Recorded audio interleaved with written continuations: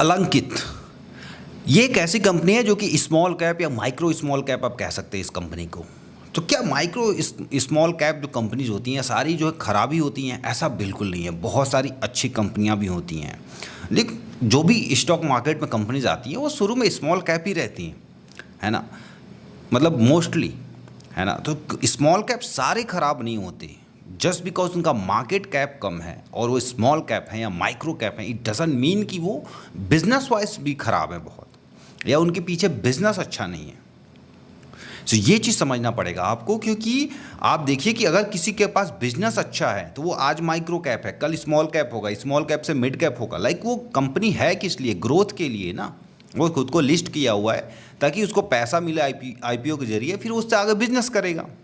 सो अलंकित जो कंपनी है वो हमारा आधार कार्ड मैनेज करने का काम करती है। जो लोग एनसीआर से बिलोंग करते होंगे, इंद्रलोक में इनका जो है हेड ऑफिस है, दिल्ली एनसीआर में। इंद्रलोक में इनका ऑफिस है और जितना भी हमारा आधार कार्ड मैनेज करने का काम है सारा इनके पास है। तो ये कंपनी अभी स्मॉल कैप है। और इसमें होता क्या है कि जब भी आप शेयर लेने जाते हैं स्मॉल कैप में या माइक्रो स्मॉल कैप में, तो ध्यान रखें शेयर आपको मिलना भी मुश्किल होता है, बेचना और भी मुश्किल होता है, क्योंकि इनका जो अपर सर्किट या लोअर सर्किट का लिमिट होता है वो बहुत कम होता है। ठीक है। शेयर लाइक 2% ही ऊपर गया अपर सर्किट लग जाता है, थोड़ा सा ही नीचे आया लोअर सर्किट लग जाता है। इसमें बेचना खरीदना मुश्किल होता है। जब स्मॉल कैप में इन्वेस्टमेंट बिल्कुल आप कर सकते हैं अगर वो फंडामेंटली कंपनी जो है बहुत अच्छी है, उसके पीछे बिजनेस अच्छा है, आप उसका ट्रैक रिकॉर्ड देख सकते हैं कि हाँ कर्जा वगैरह कितना है, और इनके पास तो आधार कार्ड मैनेज करने का ही काम है। जब आधार कार्ड एक इतनी इंपॉर्टेंट चीज़ है, लाइक नेशनल एसेट कह सकते हैं इसको, पूरे सिटीजन्स का आधार कार्ड होना, उसको मैनेज करना, इट्स अ बिग थिंग। और ऐसा कुछ काम अगर इनको मिला हुआ है तो कंपनी तो अच्छी है। लेकिन कंपनी अच्छी है इसका मतलब ये नहीं कि स्मॉल कैप में आप आज लगाए पैसा कल डबल ट्रिपल होने लगेगा। स्मॉल कैप क्या है? आप 100 स्मॉल कैप में अगर पैसा डालते हैं, अच्छे स्मॉल कैप, तो उसमें से जो मल्टी बैगर बनते हैं उसमें से 10% या 20% ही बनते हैं।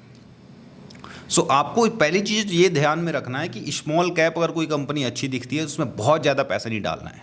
आप उतना ही पैसा रखिए जितना कि आप गंवा सकते हो, उसका 70% आप गंवा सकते हो।